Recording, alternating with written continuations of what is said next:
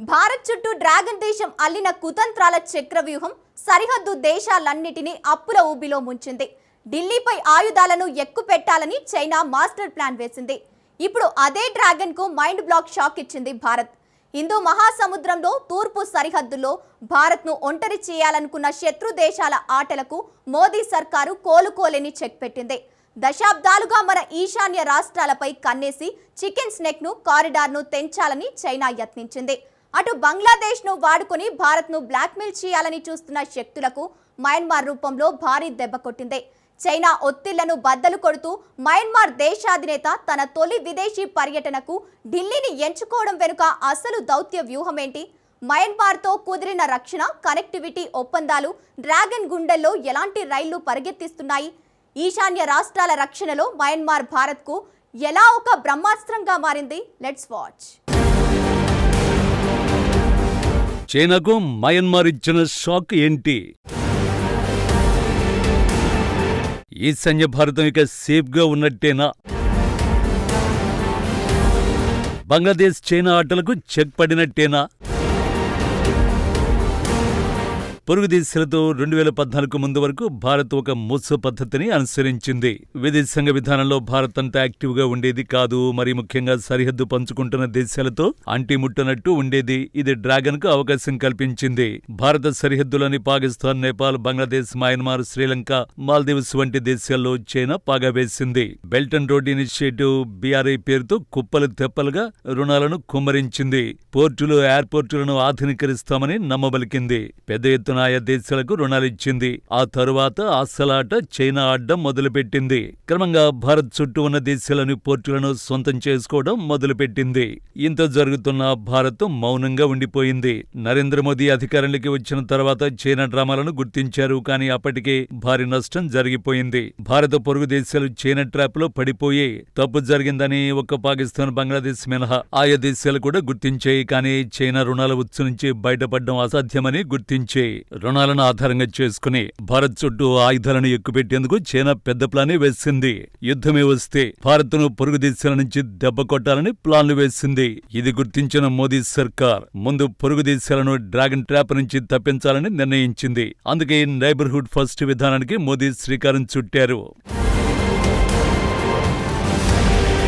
Neighbourhood first అనేది కేవలం ఒక నినాదం కాదు. చైనా వ్యూహాలకు భారత్ వేసిన ప్రతి వ్యూహం. మోదీ ప్రభుత్వం అధికారంలోకి వచ్చాక పొరుగు దేశాలతో సంబంధాల రూపురేఖల్ని పూర్తిగా మార్చేసింది. చైనాలుగా అప్పులిచ్చి లొంగ తీసుకోవడం కాకుండా ఆయా దేశాల కష్టకాలంలో అండగా నిలబడాలనే నమ్మకమైన దౌత్యాన్ని భారత్ ఎంచుకుంది. దీనికి బెస్ట్ ఎగ్జాంపుల్ శ్రీలంక ఆర్థిక సంక్షోభం. శ్రీలంక అప్పుల్లో మునిగిపోయి తినడానికి తిండి లేక అల్లాడిపోతున్నప్పుడు డ్రాగన్ దేశం ముఖం చాటేసింది. కానీ భారత్ మాత్రం మేమున్నామంటూ భరోసా ఇచ్చింది.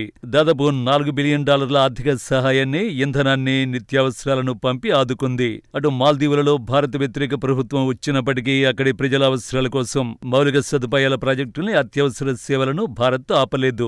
నేపాల్లో భూకంపం వచ్చినా, మాల్దీవులలో నీటి సంక్షోభం తలెత్తినా గంటల వ్యవధిలోనే స్పందించి సహాయం అందించే ఫస్ట్ రెస్పాండర్ గా భారత్ నిలిచింది. ఈ చర్యలతో పొరుగు దేశాలకు ఒక విషయం స్పష్టమైంది. చైనా కేవలం తన స్వార్థం కోసమే చూస్తుందని, కష్టకాలంలో ఆదుకునే నిజమైన స్నేహితుడు భారత్ మాత్రమేనని గుర్తించడం మొదలైంది. అయితే కేవలం మానవతా సాయంతో చైనాను అడ్డుకోవడం అసాధ్యమని భారత్ కు కూడా చాలా బాగా తెలుసు. అందుకే డ్రాగన్ నిర్మించిన భౌతిక వలయానికి చెక్ పెట్టేందుకు భారత్ కనెక్టివిటీ అండ్ డిపెండెన్సీ అనే సరికొత్త అస్త్రాన్ని ప్రయోగించింది. గతంలో మాదిరి ప్రాజెక్టుల్ని ఆలస్యం చేయకుండా రాకెట్ వేగంతో పనులను భారత్ పూర్తి చేస్తోంది. నేపాల్, భూటాన్, బంగ్లాదేశ్లతో పవర్ గ్రిడ్స్ అనుసంధానించడంతో ఆయా దేశాల్లో తయారయ్యే కరెంటును భారత్ కొనుగోలు చేస్తోంది. అలాగే భారత్ నుంచి వారికి నిరంతర విద్యుత్, పెట్రోలియం పైప్ లైన్ల ద్వారా ఇంధనాన్ని సరఫరా చేస్తోంది. పరస్పరం ఆధారపడే బలమైన ఆర్థిక బంధాన్ని సృష్టించింది. UPI లాంటి డిజిటల్ చెల్లింపుల వ్యవస్థలను పొరుగు దేశాల్లో ప్రవేశపెట్టడంతో వ్యాపారాలను మరింత సులభతరం చేసింది. చైనా నిర్మిస్తున్న రేవులకు కౌంటర్ గా మయన్మార్లో సిత్వే పోర్ట్, ఇటు ఇరాన్లో చాబహార్ పోర్టులను భారత్ తన అధీనంలోకి తీసుకుంది. దీంతో చైనా ఎంత ప్రయత్నించినా పొరుగు దేశాల ఆర్థిక మూలాలు భారత్తో పెనవేసుకుపోయేలా ఢిల్లీ మాస్టర్ ప్లాన్ అమలు చేసింది. ఈ సుదీర్ఘ దౌత్య పోరాట ఫలితాలే ఇప్పుడు సరిహద్దులో కనిపిస్తున్న మార్పులు. మయన్మార్ అధ్యక్షుడు యూ మిన్ ఆంగ్ హ్లాంగ్ తన తొలి విదేశీ పర్యటనకు చైనాను కాకుండా భారతదేశాన్ని ఎంచుకోవడం మోదీ సర్కారు సాధించిన దౌత్య విజయానికి నిదర్శనం. చైనా ఎంత ఒత్తిడి తెచ్చినా లొంగకుండా మయన్మార్ భారత్తో రక్షణ, వ్యాపార, ఖనిజ ఒప్పందాలు చేసుకోవడం బీజింగ్ కు గట్టి మైండ్ బ్లాక్ ఇచ్చే పరిణామం. ఒకప్పుడు భారత్ను ఒంటరి చేయాలని చూసిన చైనా చుట్టూ ఇప్పుడు భారత్ తన వ్యూహాత్మక వలయాన్ని బిగిస్తోంది. బంగ్లాదేశ్ లో రాజకీయ అస్థిరత ఉన్నప్పటికీ మయన్మార్ ను తన వైపు తిప్పుకోవడంతో తూర్పు సరిహద్దులో భారత్ సేఫ్ జోన్ ను క్రియేట్ చేసుకుంది. పొరుగు దేశాల సార్వభౌమత్వాన్ని గౌరవిస్తూనే వారి భద్రతలో భాగస్వామిగా భారత్ మారుతోంది. డ్రాగన్ దేశం వేసిన ప్రతి ఉచ్చును ఇప్పుడు భారత్ ఛేదిస్తోంది. ఒకప్పటి మౌనముద్రను వీడి హిందూ మహాసముద్రంలో దక్షిణాసియాలో తానే ఆశ్రయణ లీడర్నని భారత్ ప్రపంచానికి చాటి చెబుతోంది. డ్రాగన్ దేశం వేసిన ప్లాన్లు రివర్స్ అయ్యాయి. చైనా ఆటలకు భారత్ చెక్ పెడుతోంది. భారతదేశానికి ఈశాన్య రాష్ట్రాలు అత్యంత సున్నితమైన ప్రాంతాలు. ముఖ్యంగా కేవలం 22 కిలోమీటర్ల వెడల్పుండే సిలిగురి కారిడార్ లేదా చికెన్ సినెక్ ద్వారానే 7 ఈశాన్య రాష్ట్రాలు మిగతా భారత్తో అనుసంధానమై ఉన్నాయి. యుద్ధమంటూ వస్తే ఈ చికెన్ సినెక్ ముక్కలు చేసి ఈశాన్య రాష్ట్రాలను భారత్ నుంచి వేరు చేయాలి అనేది చైనా దశాబ్దాల కల. ఇందుకోసం చైనా ఎంచుకున్న వ్యూహం ఈశాన్య రాష్ట్రాల్లోని ఉగ్రవాద తిరుగుబాటు గ్రూపులకు నిధులు, ఆయుధాలు ఇవ్వడం.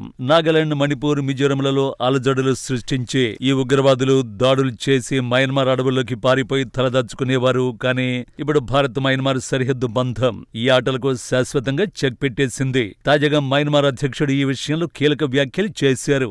భారత్కు వ్యతిరేకంగా ఉగ్రవాద చర్యలకు తమ భూభాగాన్ని ఎట్టి పరిస్థితుల్లోనూ వినియోగించనీయమని ఆంగ్ హ్లాంగ్ తేల్చి చెప్పారు. అంతేకాదు మన భద్రతా దళాలు సరిహద్దులు దాటి మయన్మార్ సైన్యంతో కలిసి ఉమ్మడి ఆపరేషన్లను కూడా చేపడుతున్నాయి. ఉగ్రవాదుల స్థావరాలను ఏరిపారేస్తున్నాయి.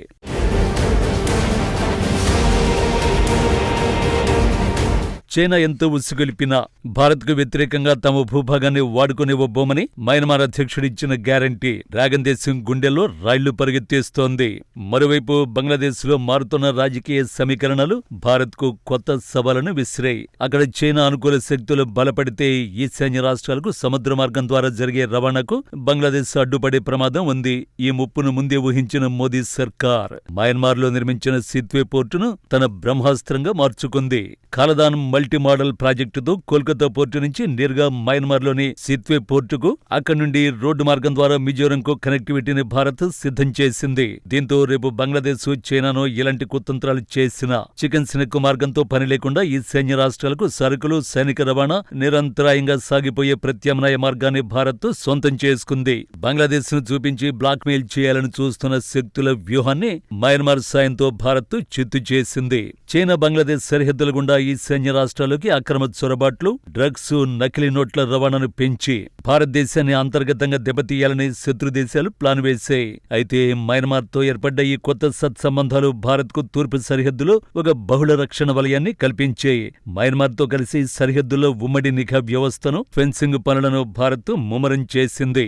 చైనా తన ఆర్థిక బలంతో బంగ్లాదేశ్ను లోబర్చుకున్నా అటు మయన్మార్, ఇటు థాయిలాండ్లను కలుపుతూ భారత్ నిర్మిస్తున్న త్రైపాక్షిక హైవే ఈ ప్రాంతంలో చైనా ఆధిపత్యానికి అడ్డుకట్ట వేయనుంది. ఒకప్పుడు ఈశాన్య సరిహద్దులో భారత్ను బలహీనపరచాలని చూసిన శత్రువుల ఆటలకు మయన్మార్ను ఒక అజేయమైన కోటలా వాడుకుంటూ ఢిల్లీ గట్టి కౌంటర్ ఇచ్చింది. ఈశాన్య భారతం ఇప్పుడు సురక్షితంగా మారనుంది. శత్రువుల వ్యూహాలకు, కుట్రలకు భారత్ ఓ రకంగా మయన్మార్తో చెక్ పెట్టినట్లయింది.